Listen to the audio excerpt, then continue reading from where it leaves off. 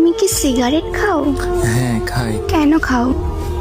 কেন খাই তা তো বলতে পারবো না, বাট আমার যদি একটা নির্ঘুম রাত আপনার হাতে উঠে দিতে পারতাম তাহলে আপনি হয়তো বুঝতে পারতেন কেন আমি সিগারেট খাই। এখন থেকে আর খাবা না। কেন খাবো না? আমি বলছি তাই। আপনি বলছেন মানে? কে আপনি? আর আমার সম্পর্কে আপনি কি বা জানেন?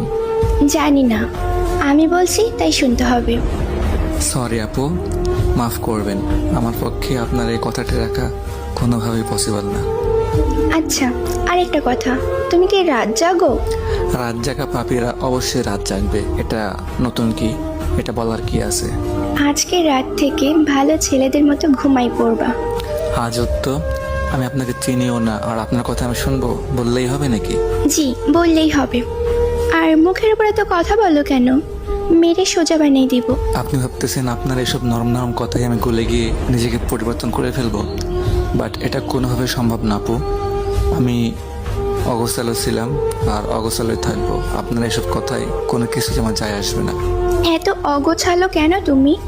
অল্প বয়সে পরিবারের দায়িত্ব কাঁধে নেওয়া, অ্যান্ড একটা মানুষকে খুব বেশি ভালোবাসার পরেও তার দেওয়া আঘাতগুলো আমাকে অগোছালো করে ফেলছে। আমি অগোছালো ছিলাম না। নিজেকে গুছিয়ে রাখতে পারো না? যার জীবনের কোনো ত্রিসীমানা নাই তার জীবনটা গুছিয়ে আর কি হবে? তুমি এত রোগা কেন? খাওয়া দাওয়া ঠিক মতো করো না? পরিবারের টেনশন, প্রিয় মানুষের আঘাত, এগুলা নিয়ে ভাবতে ভাবতে রাতটা এমনি পেরিয়ে যায়। সকালের খাবারটা ঘুমিয়ে ঘুমিয়ে পার হয়ে যায়, আর দুপুরের খাবারটা কাজের ফাঁকে কখন যে খাই বা না খাই কোনো ঠিক ঠিকানা থাকে না। আর রাতের খাবার তো বন্ধুদের আড্ডায় ভুলেই যায় খাবারের কথা। এত এলোমেলো হয়েছো কিভাবে? ওই যে বললাম না, পরিবারের টেনশন আর আপনার মতো একটা প্রিয় মানুষের আঘাত। ও আচ্ছা, আসলে তোমার জীবনের মানুষটা ভুল, এই জন্য তুমি ঠকে গেছো।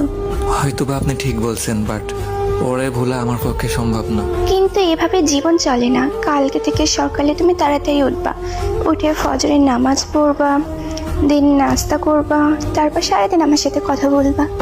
দুপুরের খাবার জোহরের নামাজ পড়ে এসে খাবা, আর রাতের খাবার খাবা এসে নামাজের পর। এরপর থেকে রাত 12টা পর্যন্ত আমার সাথে কথা বলবা, আর তারপর লক্ষ্মী ছেলের মতো ঘুমাই পড়বা। ওকে? হাসাইলেন আপু, আপনি ভাবছেন আপনার এই দুই একটা মিষ্টি মিষ্টি কথায় আমি ইমপ্রেস হয়ে যাব? এটা কোনোভাবে সম্ভব না আপু। মানুষের জীবনে ভালোবাসা একবারে আসে, আমার জীবনেও আসছিল, বাট হয়তো মানুষটা ভুল ছিল বা আমি ভুলছিলাম তার জীবনে, সেই জন্য তো সে চলে গেছে। বাট তারপরে আমার লাইফে আমি আর কোনো দ্বিতীয় নারী অ্যালাউ করবো না বা করতেও চাই না। আর আপনিও আপু নিজেকে আমার জীবনের সাথে জড়িয়ে নিজের জীবনটা নষ্ট করবেন না। আমার বর্তমানে মন বলতে কিছুই নাই। তুমি তো দেখি বেশি কথা বলো। আমি যা বলছি আজ থেকে যেমনি বলবো তেমনি চলবা, না হলে মেরে বালি চাপা দিয়ে দিব। দেখেন, বালি চাপা দেওয়ার আগে নিজে আবার ব্লক লিস্টে করে থাকেন না। কালকে থেকে আমার রুটিন শুরু, কোনো কিছু চলবে না। ওকে?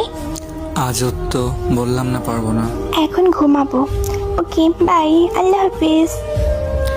জানি না কখনো নিজেকে পরিবর্তন করতে পারবো কি না, বাট আমার মতো যারা যারা এমন সিচুয়েশনে পড়ে আছেন বা কখনো পড়ছেন, তারা একটু তাদের ফিলিংসগুলো আমার কমেন্ট বক্সে শেয়ার করে যাবেন প্লিজ। অ্যান্ড যদি আমার এই ভিডিওটা ভালো লাগে থাকে, সবাই প্লিজ কষ্ট করে একটু ভিডিওটা বেশি বেশি শেয়ার করে দিবেন। অ্যান্ড আমার ওল্ড যে 90K ফলোয়ার্সের পেজটা ছিল, সবাই হয়তো বা জানেন আমার ওই পেজটা ফুল অ্যাক্সেস ডিলিট হওয়ার কারণে পেজটা আমার কাছে নাই। নতুন পেজ ওপেন করছি, পেজের নাম হচ্ছে গেমিং উইথ হাসান 2.0। এই যে পেজের স্ক্রিনশটটা দেখিয়ে দিলাম। তো সবাই আমার এই পেজটা বেশি বেশি করে ফলো করে দিবেন। তো সবাই ভালো থাকবেন, সুস্থ থাকবেন। আজকের ভিডিওটা এই পর্যন্তই। আল্লাহ হাফেজ গাইস।